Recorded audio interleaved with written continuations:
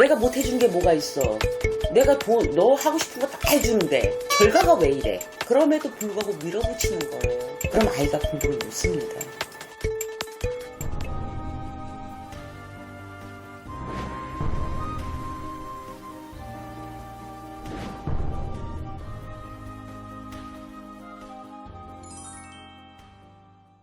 여러분 안녕하세요. 여러분 안녕하세요. 녹수군인당입니다. 이번 시간에는 자손에게 이렇게 문제가 많은데 하고 오는 사람들이 되게 많아요. 너무 많습니다. 공부 때문에 오는 경우도 있고 네. 말을 안 들어서 사고 뭐 요즘 청소년들이 관제권도 많아요. 관제. 네. 그리고 이제 알았어 자신만만하면서 아무것도 하는 게 없는 케이스. 네. 그리고 은둔형. 네. 그리고 너무 밖으로 도는 형태. 이제 성인이 돼서도 심지어는 34, 5 이렇게 되는 경우에도 자기 돈벌이가 안 되고 어떤 사고를 치고 그것도 왜냐면 결혼을 하기 전에 이미 이제 청소년들 19가지는 의무교육사항이기 때문에 부모님들이 하시는데 대학교 졸업할 때도 해주고 근데 이제 대학을 졸업하면 자기가 알아서 해야 될 거 아니에요. 못하는 친구들도 요즘 되게 많아요. 그래서 야 이게 자식이라 그런 게 내가 보기에는 전생에 내가 빚을 받으러 온 거 아닌가라는 생각이 들 정도로 부모님께 그래서 왼수가 자식이 된다고 그런 얘기. 그런 말이 있죠. 그래서 부부간이나 자식은 전생에 나하고 인연이 있는데 내가 진 빚을 받으러 오는 거다 이렇게 얘기를 많이 해요. 근데 이제 물론 잘하는 학생들도 있고 잘하는 자손들도 있습니다. 근데 이 자손들을 가만히 왜 그러느냐 그랬더니 이제 이혼을 해서 다 나빠지는 건 아닌데 어릴 때 아주 어릴 때보다도 이제 사춘기가 접어든다든가 그러면서 어떤 부모를 보면서 충격을 받은 케이스, 방관한 케이스, 아이를 못 이기는 케이스 어머니들이 그리고 어머님들이 너무 자기 이 플랫폼에 딱 맞춰서 아이를 키우려고 하는 것들 자유를 안 준다고 하죠. 어머님 의도대로 어머님이 하고 싶은 대로 자손을 키우려고 하는 거예요. 그러니까 반발이 들어서 자손들이 거기 반항이 들어갑니다. 청개구리처럼. 어긋한 행동을 한다 이거죠. 그렇죠. 그러다 보니까 어떤 소통이 되지 않고 있었다. 엄마와 자식 간에 아버지와 자식 간에 그리고 이제 역할이라는 게 있어요. 아버지와 부모라고 하는 거는 어머니만 하는 법은 아니고 아버지 혼자서 감당할 문제는 아니거든요. 그런 기본적으로 먹고 자고 해서 키워서 양육을 해서 어느 일정한 이렇게 나이가 되고 하면 이 남성, 여성이라는 게 갈라지는 시점이 와요. 근데 아버지가 해줘야 될 역할이 분명히 있거든요. 남성인 경우에. 왜? 이 남자 어린아이들이 그 아버지를 보면서 성장하고 아버지가 롤모델이 된 경우도 되게 많고요. 그 다음에 이제 자기 인생이나 어떤 진로라든가 어드바이스를 해줄 수 있는 그런 거를 아버지가 할 수 있는 역할이 그때부터는 오는데 보통 한 중학교 2학년 정도 되면 아버지가 굉장히 필요한 시기이거든요. 근데 그러지 못하는 가정들 아버지가 너무 권위적이신 분들 야 배가 불러서 그러니까 자기들 애기 때 생각을 하는 거야. 현대는 너무 달라졌는데 제가 어릴 때만 하더라도 네. 되게 싫었던 얘기가 야 아무 집에 애하고 같은 나이고 야 걔는 잘하는데 너는 왜 이따위야. 이게 되게 듣기 싫었거든요. 그렇죠. 내가 못 해준 게 뭐가 있어. 내가 너 하고 싶은 거 다 해주는데 결과가 왜 이래. 근데 그 아이는 그게 싫은 거예요. 적성에 안 맞고. 응? 그럼에도 불구하고 밀어붙이는 거예요. 그럼 아이가 공부를 못 씁니다. 그래서 그 아이가 뭐를 원하는지 그 아이가 정말 뭐를 잘하는지를 이 커뮤니티가 잘 되셔야 됩니다. 요즘 아이들 특히 더 그렇습니다. 그리고 그 아이들에게 선택권을 줘보셔야 됩니다. 왜냐면 중학교 이제 2, 3학년이 되고 하면은 요즘은 좀 빨라요. 진로가. 그러면 초등학교만큼은 많은 선택을 할 수 있고 많은 경험을 할 수 있게 해주셔야 된다고 봐요. 그렇게 해서 그 아이가 잘하는 거를 그때부터 집중적으로 밀어주고 그 애하고 대신 의논이 돼야 됩니다. 엄마와 아빠의 생각을 강조하면서 미래를 먹고 사는 거 이걸 해야 먹고 사는 게 쉬워. 너 먹고 사는 지장 없어. 옛날에는 뭐 공무원이라든가 선생님 뭐 의사 선생님 법관 이러잖아요. 먹고 사는데 지장 없게끔. 요즘 아이들은 추구하는 게 달라요. 생각이 달라요. 그래서 부모님들이 많은 그런 것들이 이 공감대 형성이 안 되다 보니까 서로 다른 생각을 한다라는 거죠. 시간 낭비를 너무 많이 하신다는 거예요. 그래서 중2 때부터는 아이의 진로라든가 모든 게 집중적으로 결정을 해야 되는 그런 시기라고 봐요. 좀 빨라요, 요즘은.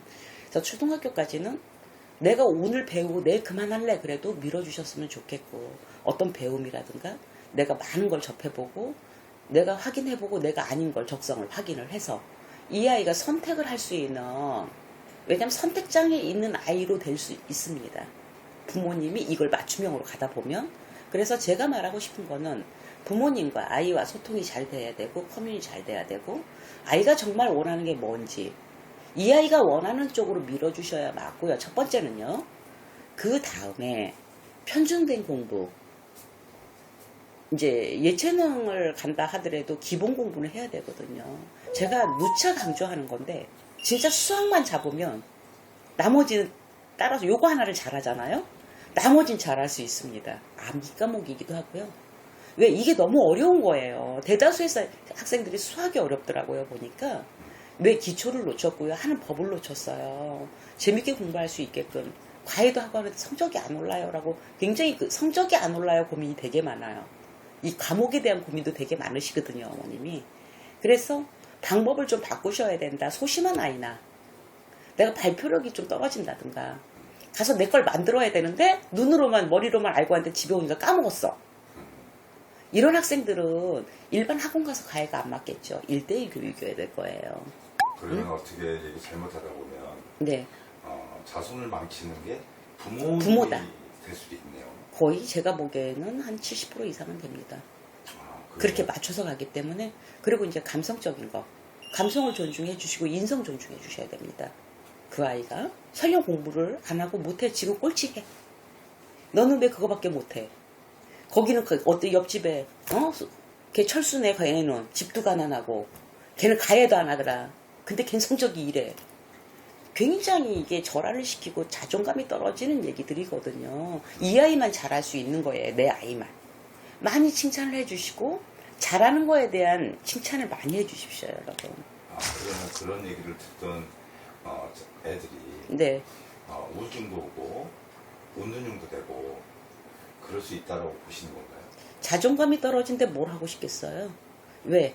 아이들은 부모의 사랑과 간종, 부모의 첫째는 가정에서 그 관종이거든요. 그게 나가서 선생님한테도 칭찬을 받고 싶고 내가 동기간 내 친구들하고도 우월하고 싶습니다. 근데 가정에서 뭐 이미 눌렀어요. 너는 아쉬운 게 뭐 있어? 내가 대주지 않은 게 뭐 있냐? 네가 원하는 거 다 해줬는데 너 왜 이따위야? 결과를 가지고 딱 찍어 누르니까 아이가 자존감이 모든 게 자신감이 없어지는 거거든요. 네. 이 아이가 정말 꼴등을 해도 1등이 될 수 있습니다, 여러분. 칭찬을 많이 아껴줘. 칭찬은 소도 웃는다고 했어요. 그래서 이 아이가 잘하는 걸 뭘 잘하는지 부모님들 꼭 보세요. 특히 15살 때 많이 흔들립니다, 아이들이.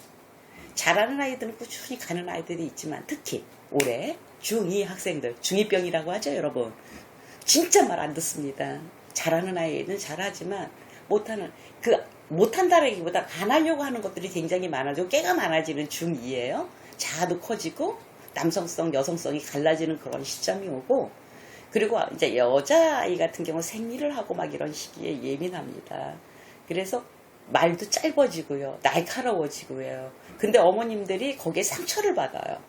우리 아기가 착하고 이뻤고 나랑 갑자기 변했어요. 1년 사이에 이런 얘기를 하시는데 항상 제가 말씀드리죠. 그 나이에 부모님이 맞추시라고. 15이면 15에 맞추세요. 그리고 그 아이가 정말 원하는 게 뭔지를 보셔야 돼요. 응? 그래서 왜 금전적으로 물질로 민다고 해서 그 아이가 잘 된다는 보장이 없습니다. 그래서 저는 그래요. 수학 한 과목만이라도 이 시기에 잘하고 갑시다, 여러분.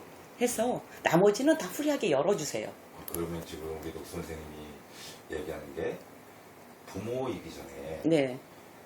가장 측근이 될 수 있는 친구가 돼주면 어떨까요? 그럼요. 항상 이게 벗이 되셔야 한다. 내가 그 나이에 감성에 맞아야 한다라는 얘기예요. 너 노래방 가지 마. 모든 학생이 노래방을 가. 그리고 너 9시까지 들어와. 막 이렇게 얘기한단 말이에요. 지시 영어 하잖아요. 절대 안 통합니다. 지시하지 마세요. 명령하지 마세요. 부탁을 하세요. 이렇게 해서 요때 그렇게 커뮤니 하세요. 둘이 의논하세요. 그래서 시간 약속이나 어떤 부분은 가는 것까진 좋은데 네가 8시까지 올 수 있겠니? 같이 밥 먹게. 뭐 이런 식의 그런 대화가 필요하지 않을까라고 생각이 듭니다. 그래서 청소년기에 진로를 걱정하시는 부모님, 자손을 가진 부모님들, 오늘 이 영상을 보시고 내가 너무 스파르타하고 너무 보수적이고 너무 내 직관적으로만 하셨다면 좀 참고하시면 좀 보탬이 되실 것 같습니다. 그러면 탈선이나 자손을 해서 속 썩는 거나 자손들이 우울증이 온다든가 공황장애 이런 것들을 좀 막아갈 수 있는 거라고 생각합니다, 여러분. 그래서 많이 참고하셔서 지금 이렇게 시험을 앞두고 있거나 청소년기, 지금 사춘기, 우리 아이가 달라졌어요. 너무 달라졌어요. 그러는 분들 이렇게 한번 해보세요. 정말 너무 좋아졌어요. 라고 바꿀 수 있습니다.